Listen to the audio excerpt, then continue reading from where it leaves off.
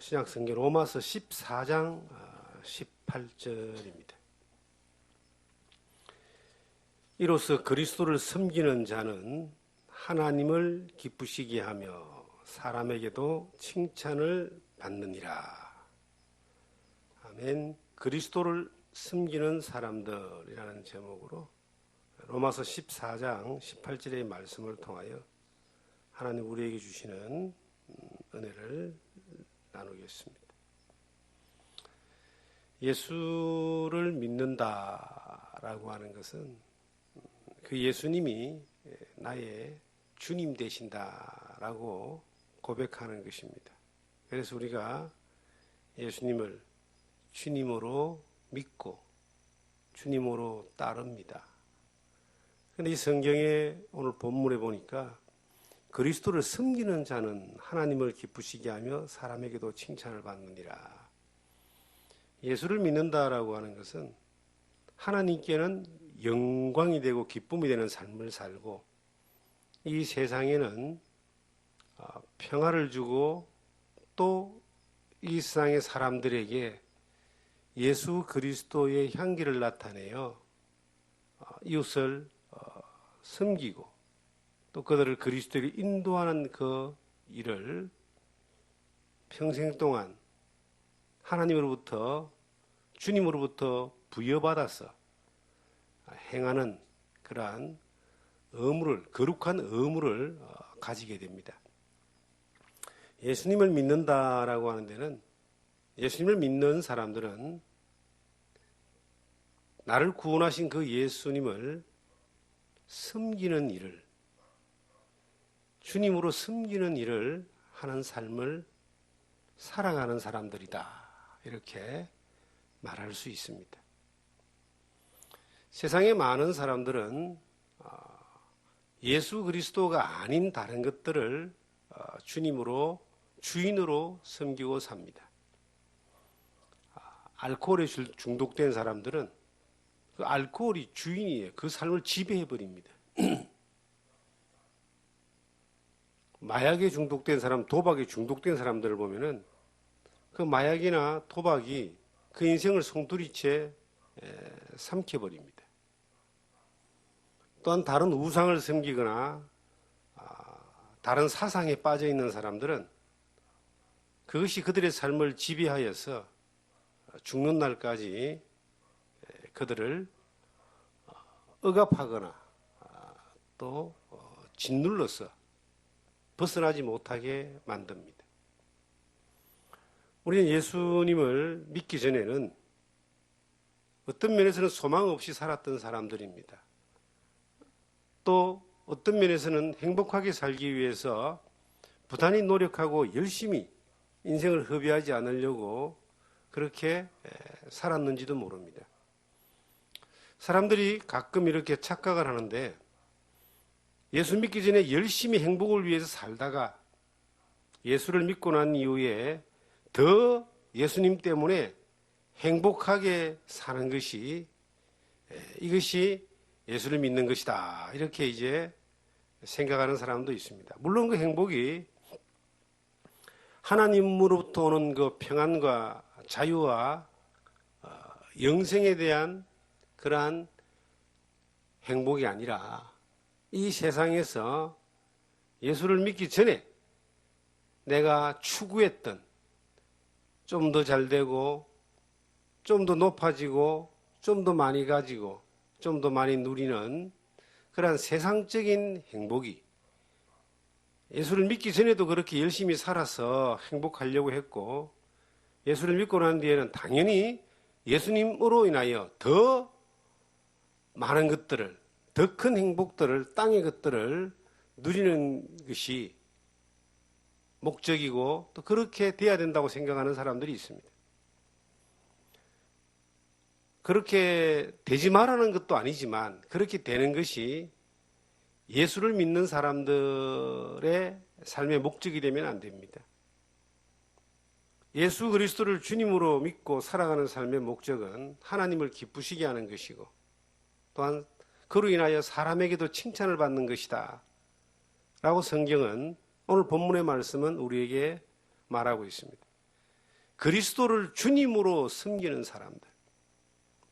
내 필요에 의해서 예수님이 나를 도와주고 인도하고 지켜주는 그러한 모습이 아니라 예수님이 나의 주인이 되셔서 그 주인의 의도대로, 주인의 요구대로, 주인의 인도대로 살아가는 것이 예수 믿는 사람들의 삶의 방식인 것입니다. 예수를 믿는다고 해서 우리가 살아가는 일상에 어떤 특별한 변화가 생기지 않습니다. 환경도 그대로고 삶의 모습도 그대로고 만나는 사람도 그대로인데 예수 그리스도가 어느 날 나의 주인이 되는 그 순간, 나를 구원하신 예수 그리스도가 나의 주님이 되는 그 순간 환경과 형편은 그대로지만 삶의 목적이 달라지는 겁니다. 삶의 목적이 달라지는 사람은 삶의 방식과 태도가 달라지게 되어 있습니다.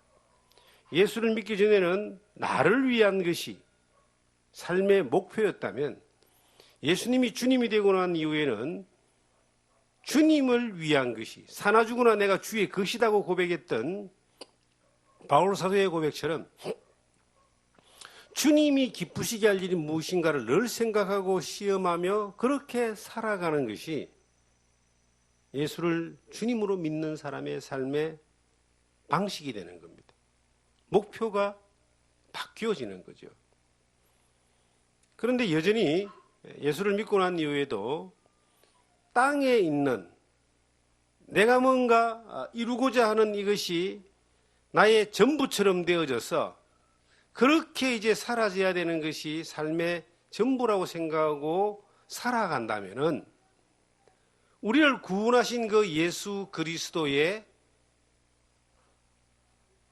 은혜가, 우리를 사랑하시는 그 예수 그리스도의 십자가의 그 죽으심이 우리에게 사실은 아무런 의미가 없는 그런 모습으로 전락되어질 수가 있습니다.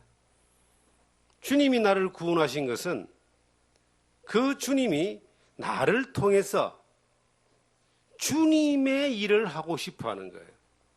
주인이, 나의 주인 되신 주님이 나를 사용해서 그 주인이 원하시는 의도, 그 주인이 기뻐하시는 그 의도의 삶을 살기를 원하시는 겁니다.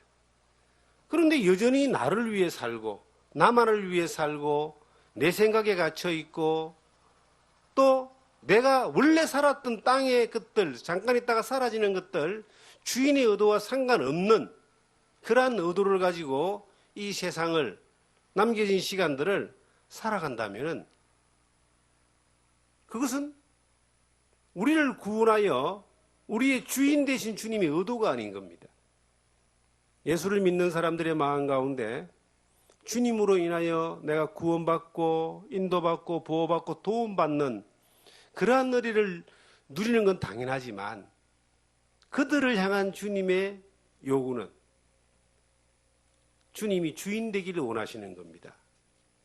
그리고 우리를 종으로, 주님을 따르는 종으로 그 주님의 기쁨을 위하여 하나님의 영광을 위해서 살아가는 삶의 목적을 가지고 태도를 가지고 그렇게 삶의 방식을 가지고 살기를 원하시는 겁니다. 성경에 한 장을 앞으로 당겨보시면 로마서 12장이 나옵니다. 12장을 보시면 10절에 이렇게 기록하고 있습니다. 형제를 사랑하여 서로 위하고 존경하기를 서로 먼저 하고 부지런하여 게으르지 말고 열심을 품고 주를 섬기라. 이게 이제 주님의 몸된 교회 안에서 각자 은사를 받아서 하나님이 주시는 은혜대로 맡겨진 일들을 이렇게 하게 되는데 가장 중요한 것은 부지런하고 열심을 품고 주를 섬기는 겁니다. 그것이 교회 안에서의 일이든 가정에서의 내 삶의 모습이든 직장에서 내가 하는 일이든 아니면 세상에서 비즈니스를 하고 사업을 하는 일이든 공부하는 일이든 골로새서 3장 22절 이하에 보시면 무슨 일을 하든지 죽게 하듯 하라 이렇게 기록되어 있습니다. 우리가 주를 섬기는 영역이 늘 주님 앞에서 기도하고 성경 보고 말씀 보고 이걸로 국한되어 있는 것이 아니라 예배당에서 예배 드리는 것으로 국한되어 있는 것이 아니라 내가 살아가는 삶의 모든 영역에 특별히 교회 안에서의 신앙의 생활하는 가운데에서 모든 영역에서 만나지는 모든 사람들 앞에 주어진 모든 환경으로 인하여 죽게 하듯 하라. 열심을 품고 주를 섬기라. 이렇게 성경은 우리에게 가르치고 있습니다. 주님은 우리에게 그렇게 말씀하고 있습니다. 우리의 생활이 교회에서의 생활과 직장이나 가정에서의 생활이 이분화되는 것이 아니라 성경은 무슨 일을 하든지 죽게 하듯 하라라고 하셨던 것처럼 어떤 상황이 있었든 간에 열심을 품고 주를 섬기라고 말씀하시는 것처럼 그리스도를 섬긴다라고 하는 것은 주님의 종으로 주님의 은혜로 구원받은 하나님의 자녀된 주님을 주님이라고 부르고 따라가는 성도들에게 삶의 어떤 환경에 서든 간에 어떤 형편에 서든 간에 죽게 하듯 하라. 주를 향한 열심을 가지고 주님을 섬겨라. 이것이 하나님이 기뻐하는 것이고 사람에게 칭찬을 받는 것이다. 직장 생활하는 사람들에게 이렇게 이야기합니다. 직장에서 주님 앞에서 행하듯이 열심을 품고 주를 섬기듯이 직장 생활하라.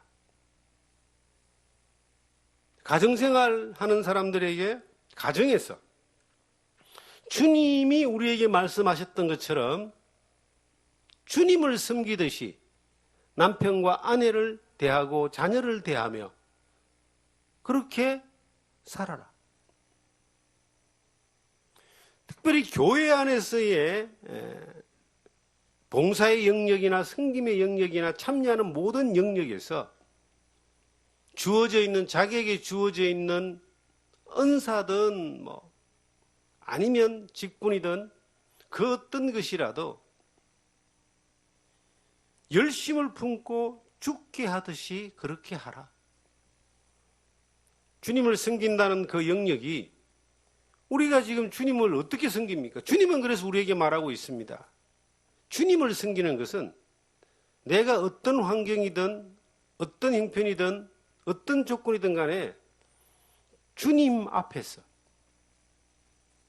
맡겨진 그 일들을 향하여 주님을 섬기듯이 그냥 미지근하게 섬기지 말고 또 열심을 품고 주를 섬기라고 성경은 우리에게 말하고 있습니다.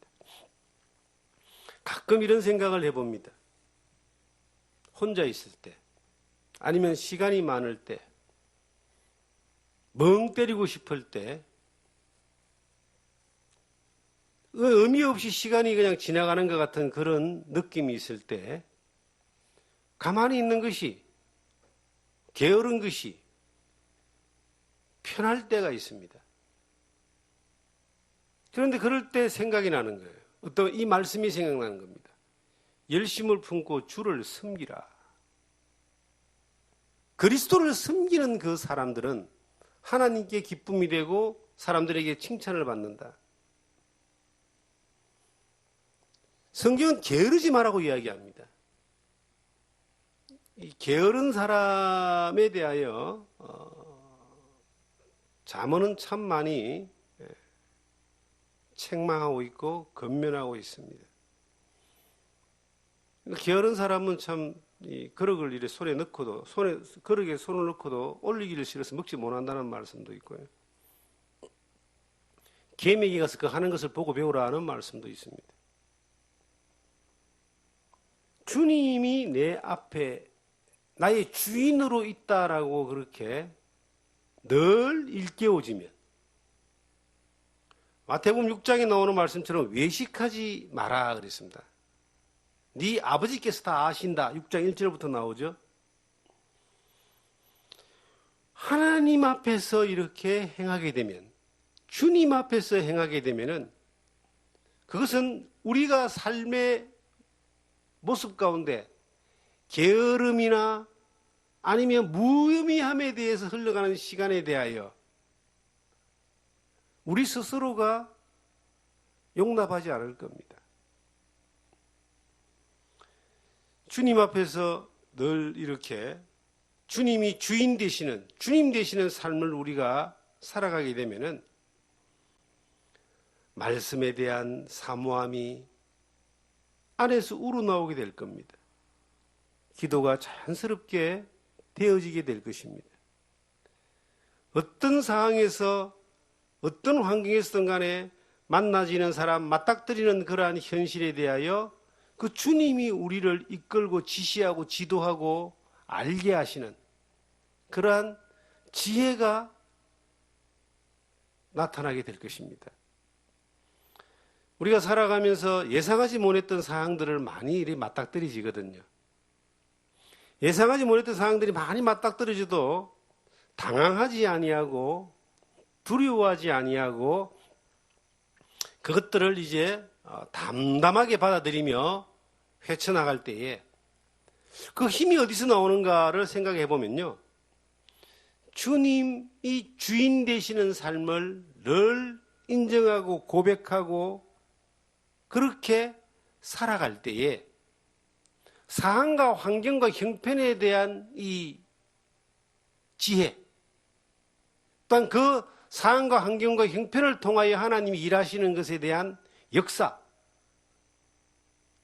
그러한 은혜들을 경험하게 되는 겁니다. 자기가 인생의 주인인 사람들이 있습니다. 예전에 저도 뭐 그런 이야기를 했죠. 예수 믿기 전에 내 주먹을 믿어라. 세상에 믿을 것은 나밖에 없다. 그런 이야기를 예수 믿기 전에 그렇게 고백하고 살았잖아요. 그런데 예수 그리스도를 주님으로 영접하고 난 이후에는 그런 단어가 쑥 들어가 버렸습니다.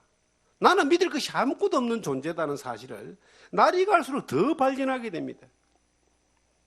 내가 그리스도와 함께 십자가에 못 박혔나니 그런 적이 전에 내가 산 것이 아니고 내 안에 그리스도가 사신 것이다. 이것이 바울만의 고백이 아니라 주님을 주님으로 믿고 살아가는 삶 가운데 나올 수밖에 없는 거예요. 그리고 주님이 나의 주인 된 것이 얼마나 안전한지 모릅니다. 사람들은 자기가 주인이기 때문에 자기의 한계를 넘어가면, 조금만 넘어가면요, 두려워서 벌벌 떱니다.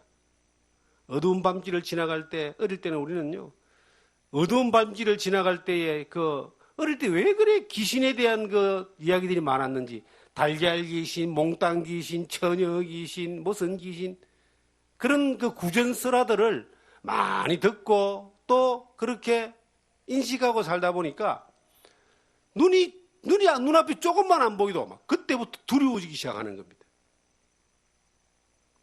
지금 이제 사람들이 성인이 되고 난 뒤에도 자기가 경험하지 못했던 한계를 조금만 벗어나도 막 두려워서 난리잖아요. 그래서 점집이나 무당집들이 잘 되는 거예요. 자기만을 믿던 사람이 두려우니까 뭐라도 믿어보려고 위로를 받아보려고, 해답을 얻어보려고 이런 점이나 우상을 섬기고 하는 그러한 일들에 막 줄을 서서 막 가는 거예요. 가장 두려운 게 뭐예요? 병이나 비참함이나 특별히 죽음과 죽음 이후에 영원한 세계가 수많은 사람들은 두려워합니다. 그런데 그 모든 두려움에 대하여 어느 날 예수 그리스도를 믿는 그 믿음이 내 안에 왔을 때에, 예수님이 나의 주인이 되었을 때에 죽음에 대한 두려움, 죄에 대한 두려움, 병에 대한 두려움, 불확실에 대한 모든 두려움, 삶의 모든 두려움들이 딱 사라져 버렸어요. 두려워 마라. 내가 너와 함께함이라. 주님이 나의 주인 되신 거예요. 언제까지? 내가 너에게 영생을 주노니 영원히 멸망치 아니할 터이요 영원까지, 죽음 넘어 영원까지 우리의 삶을 보장하고 영생을 약속하신, 천국을 약속하신 그분이 나의 주인이 되신 거예요. 두려움이 없는 거예요. 예수를 믿는다는 말은 적어도 죄와 죽음과 심판에 대하여 해방됐다는 겁니다. 자유를 얻었다는 거예요. 두려움이 없었다는 거예요. 그러한 가운데서 이제 삶을 살아갈 때에 그 예수님이 날마다 나의 주인 되심이 내 안에서 덜 채워져 있으면 내일 일을 염려하지 마라. 염려할 필요가 없죠. 왜 그렇습니까? 주인님이 나의 주인이니까. 제가 여기 이제 공사를 하면서 공사하시는 분들 밥을 챙겨드리고 그리고 잠을 이렇게 챙겨드리는 일을 했습니다. 여기서 이제 식당까지 가려면 차로 5분 이상을 가야 되니까요. 그래서 챙겨주는데 이 일하러 오신 분들이 이제 일당을 받고 일을 하시는 거예요. 이분들은 점심을 뭘 먹을까, 잠을 뭘 먹을까 걱정할 필요가 없는 겁니다. 그것을 내가 책임지겠다라고 약속을 했기 때문에 그저 주어진 시간에 자기들이 맡긴 일을 딱 하면 시간 되면은 시간 맞춰서 잠도 대접하고 또 시간 되면 시간 맞춰서 식사도 준비해서 대접하고 먹을 것을 걱정할 필요가 없는 거예요. 사람이 약속한 약속에 대해서도 걱정이 없이 그렇게 자기가 주어진 일만 하고 때가 되면 그대로 누리고 사는데 우리에게 내일 일을 염려하지 마라라고 하신 주님. 진실로 진실로 네게 이르노니 내 말을 듣고 나 보내신 이를 믿는 자는 영생을 얻었고 심판에 이르지 아니하나니 사망에서 생명으로 옮겼느니라고 하셨던 요한복음 5장 24절의 말씀처럼 영생도 없고 심판도 안 가고 사망의 생명으로 옮겨져 버린 그 약속을 하신 분이 우리 주님이십니다. 하나님이신 주님이십니다. 두려워할 일이 없잖아요. 예수를 믿고 난 이후에 귀신에 대한 그러한 이 두려움, 어릴 적부터 어떤 잠재되어 있던 그러한 두려움이 완전히 사라져 버렸어요. 주님이 나와 함께 하시고 성령이 함께 하시는데 뭐가 두렵느냐? 귀신의 존재를 무시하는 것이 아니라 귀신의 존재를 인정하지만 악한 영의 존재를 인정하지만 악한 영을 향해 두려움이 사라져버린 거예요.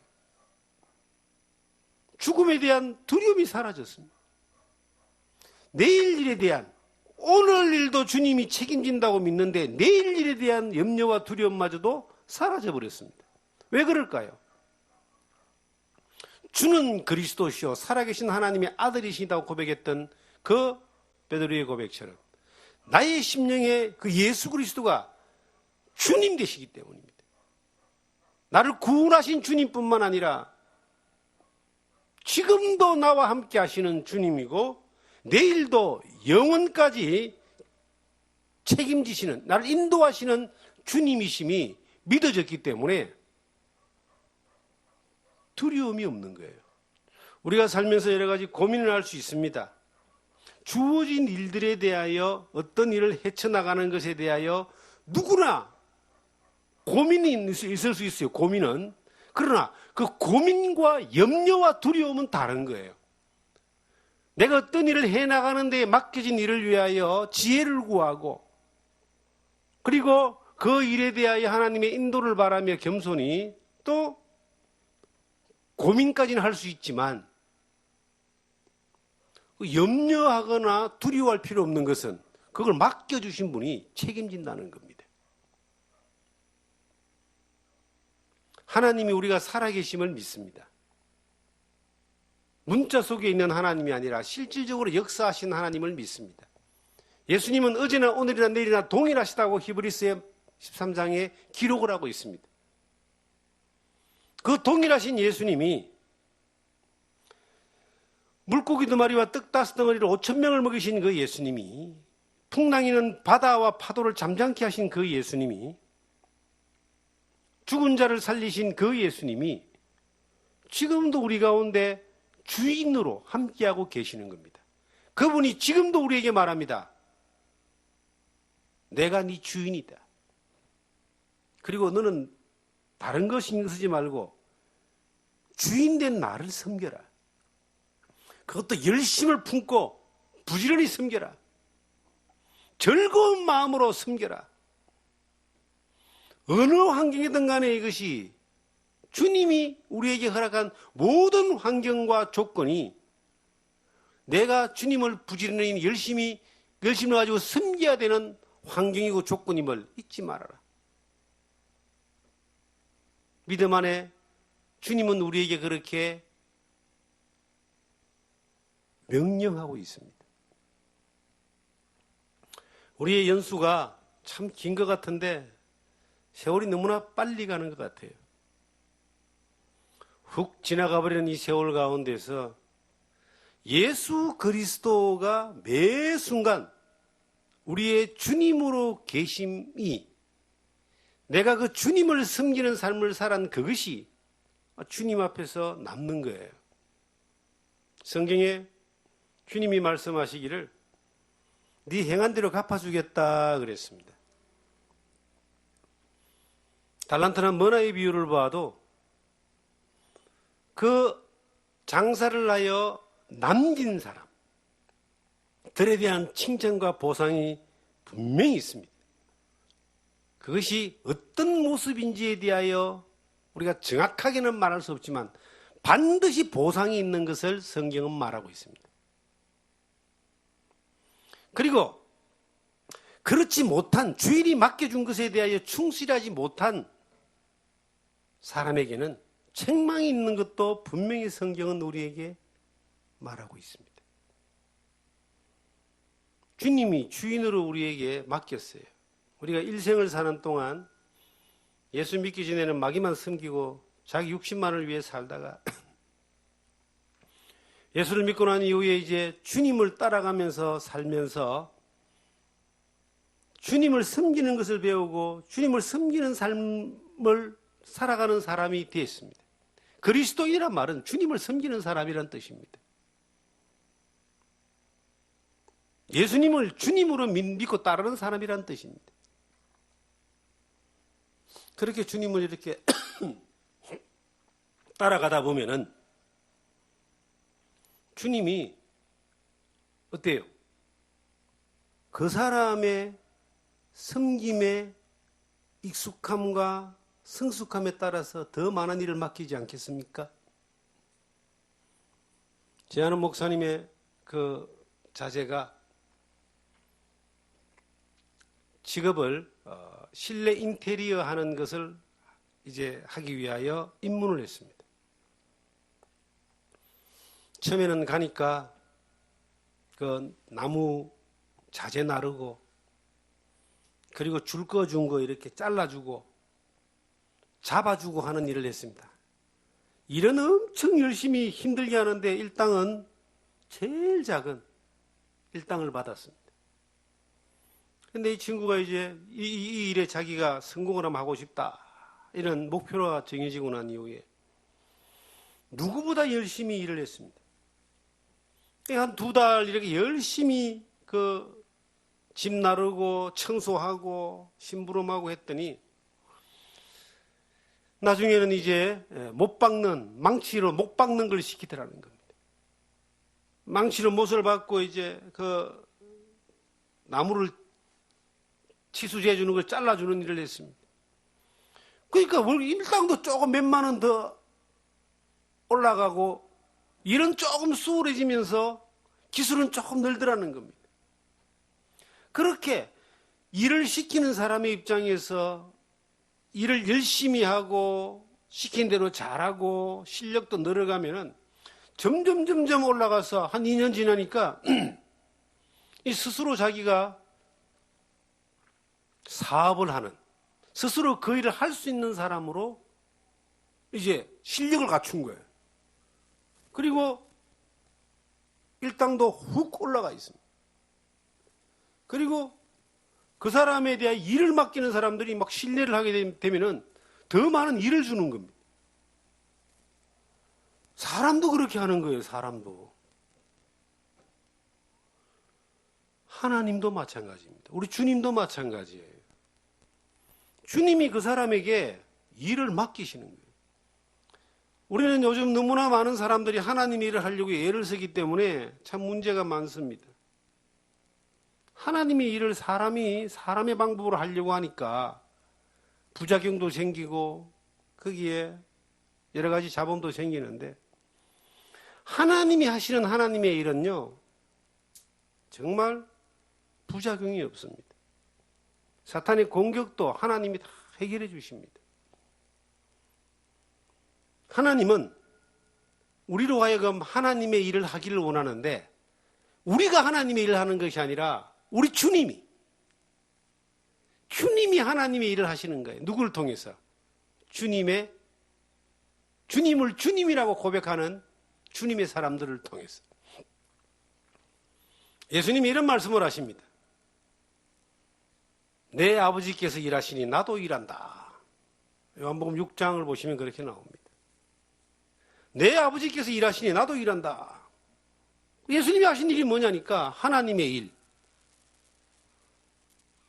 죄인을 구원하시는 일, 인류 역사를 자기의 뜻대로 이끌어가시는 그 일.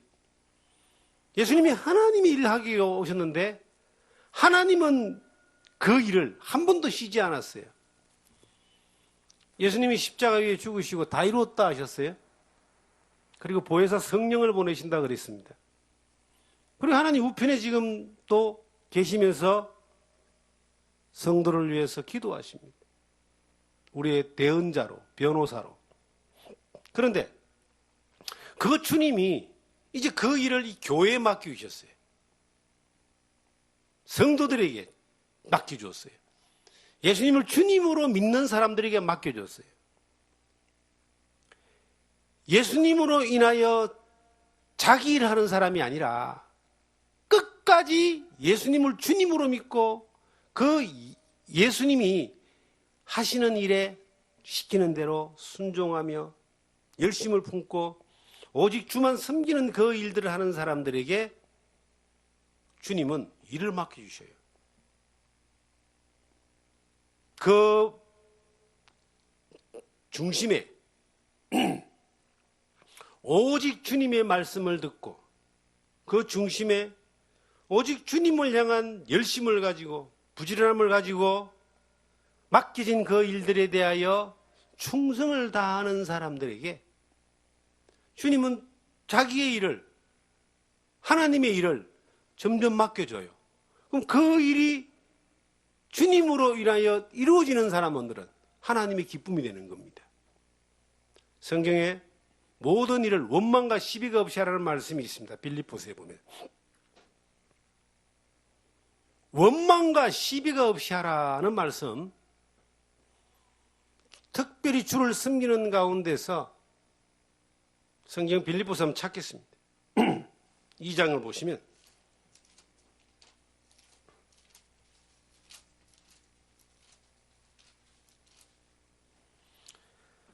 (13절을)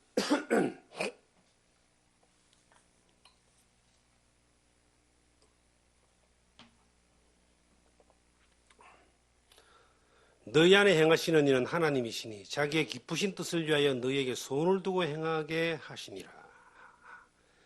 모든 일을 원망과 시비가 없이 하라. 아주 중요한 말씀을 하고 있습니다. 너희 안에 행하시는 분이 하나님이다.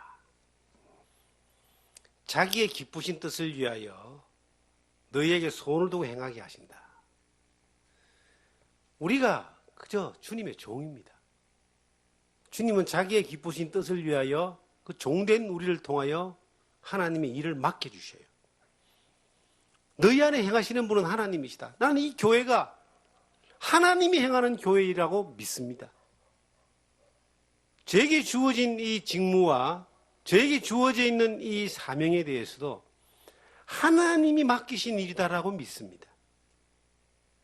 그리고 하나님이 행하신다라고 믿습니다. 그렇기 때문에 어떤 상황이든 간에 모든 상황과 형편이 그 하나님 앞에서 행하는 것이고 주님 앞에서 행한다라고 하는 그러한 믿음이 있습니다. 간혹 이렇게 실수를 할 때도 있지만 너무 잘 돼가지고 교만하여 자기 자랑으로 자기 연민에 빠지는 경우가 있고, 너무 어렵고 힘들어가지고 주저앉아서 원망하고 절망했던 적도 지나온 시간 가운데 없지는 않았지만, 늘 기본적인 삶의 이 패턴은, 살아가는 삶의 방식은 그 하나님 앞에, 너희 안에 행하시는 하나님 앞에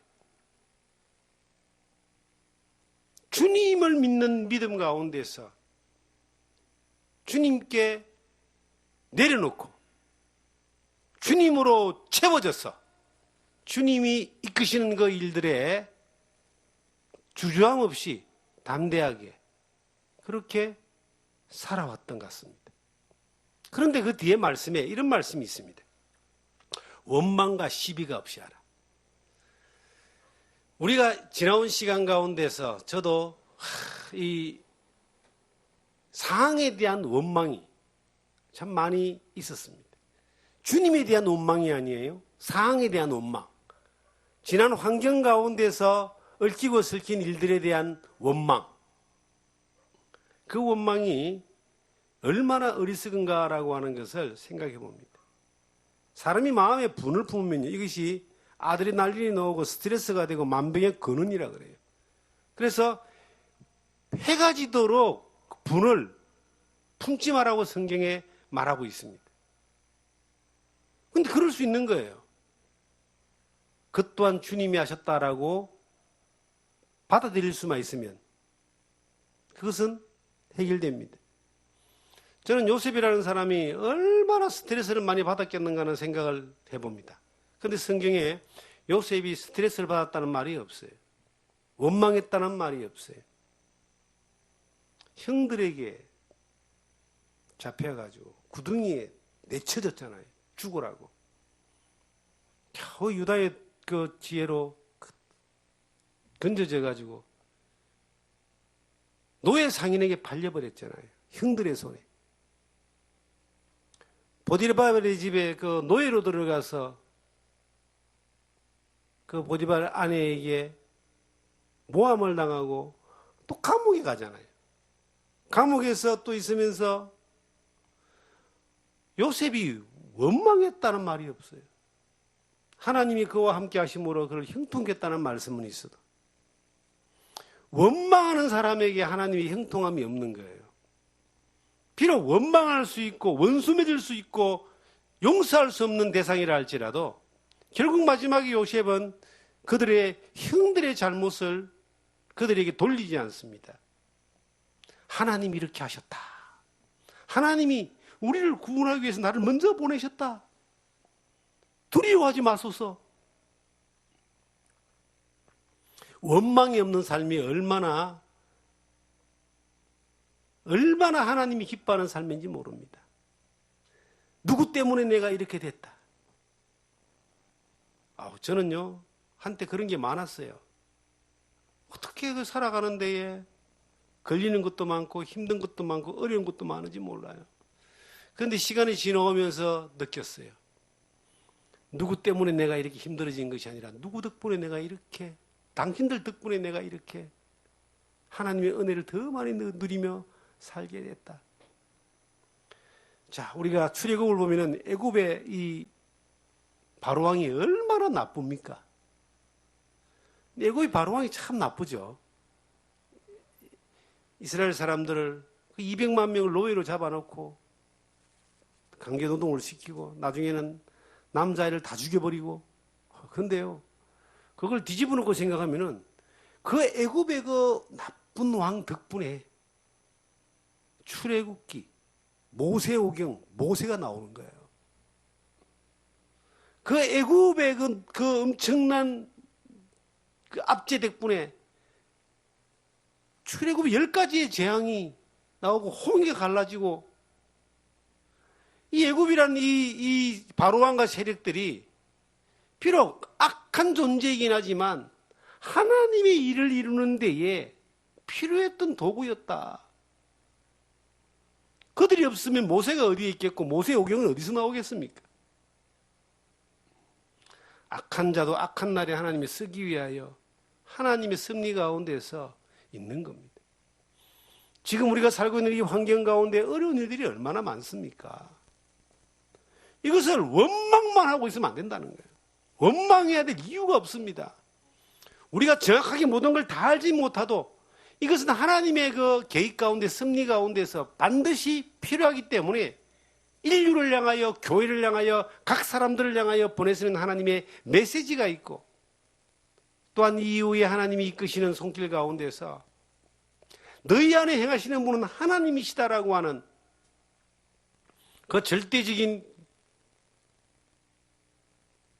존재, 하나님의 말씀의 이유를 우리는 깨닫게 될 겁니다. 우리는 이것을 바라볼 때에 원망보다는 기쁨으로. 저는 이 초유의 사태를 보면서요, 여러 가지를 생각하게 됩니다. 그것을 대응하는 또 사람들, 환경들을 보면서 여러 가지를 생각하게 됩니다. 그러나 기본적인 마음은 이것도 하나님이 행하시는 것이고 주님 앞에서 원망 없이 시비 없이, 시비란 말은 잘잘못을 자꾸 따지는 걸 시비라 그러잖아요. 인생을 살다 보면요, 잘잘못을 따지는 기술이 막 늘어가게 됩니다. 왜냐하면 손해보는 것 같고 당하는 것 같고 막 그렇기 때문에 점점점 많은 걸 따지게 되는데, 우리의 신앙의 영역 가운데서 지금 내가 살고 있는 이 환경 가운데서 우리가 경험되어지는 이 모든 것들을 통해서 하나님 앞에 따지면 안 됩니다. 이끄시는 대로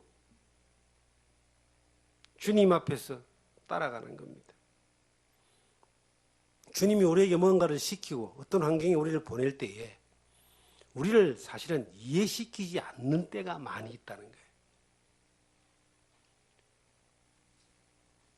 아니, 군인이 작전을 할 때에 병사들에게까지 모든 것들을 이해를 시켜서 작전하는 게 아니에요. 그냥 명령을 할 따름이에요. 명령을 받은 그 밑에 부하들은 가서 그대로 행하는 거예요. 이게 군대잖아요. 주님도 우리에게 이해를 시키는 게 아닙니다. 우리가 주님의 마음을 알아서 주님과 가까이 있어서 주님의 의도를 파악은 할 수 있어도 주님이 우리의 모든 상황을 이해시키지는 않습니다. 그렇기 때문에 우리에게 말하고 있는 거예요. 무슨 일을 하든지 어떤 환경이든지 어떤 형편이든지 열심을 품고 주를 섬겨라. 주님을 따르고 순종하고 주님이 이끄시는 대로 주어진 모든 환경과 여건 가운데서 원망과 시비가 없이 하나님, 우리 안에 행하시는 하나님의 그 손길을 기대하면서 믿음으로 그렇게 주를 섬기며 우리가 살아가면은 주님의 의도가 뒤에 파악이 되는 거예요. 아, 이래서 주님이 이렇게 우리에게 이러한 환경을 주셨구나. 애굽을 만나든지 바벨론을 만나든지 아니면 어느 누구를 만나든지, 때로는 골리앗을 만날 수도 있고 때로는 들릴라를 만날 수도 있고 때로는 이세벨과 아합을 만날 수도 있지만 그것이 어떤 상황이든 간에 행하시는 분은 하나님이시다. 종된 자로서 주인이 이끄시는 대로 주인의 의도를 내가 다 이해하지 못하지만 그 주인 앞에서, 주님 앞에서 감사함으로, 그리고 순종함으로, 그리고 믿음으로 이것을 살아내는 겁니다. 그것도 열정을 가지고.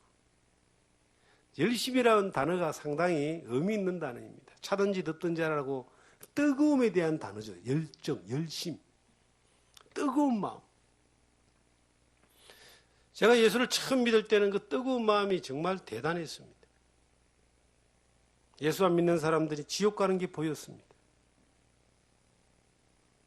그들을 지옥 가게 한다는 것은 정말 너무 마음이 아팠습니다.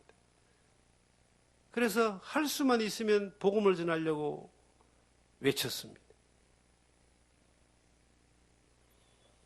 그리고 주님 안에서 주님을 배워가면서 뜨거운 열정이 있었습니다. 몸이 만성 피로가 올 정도로 말씀을 보고 교회 예배 참여하고 복음을 전하고 성경을 연구하고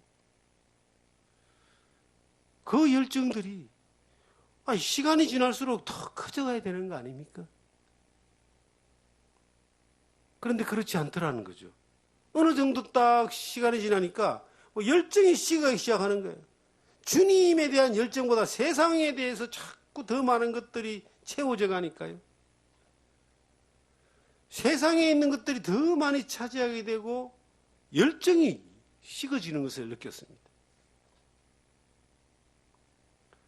주님이 오실 날은, 우리가 주님께 갈 날은 점점 더 가까워져 오고 있는데, 주님을 경험한 시간들이 점점 더 많아져 오고 있는데, 주님을 향한 뜨거운 마음이 점점 식어져 간다는 것은, 이것은 고장난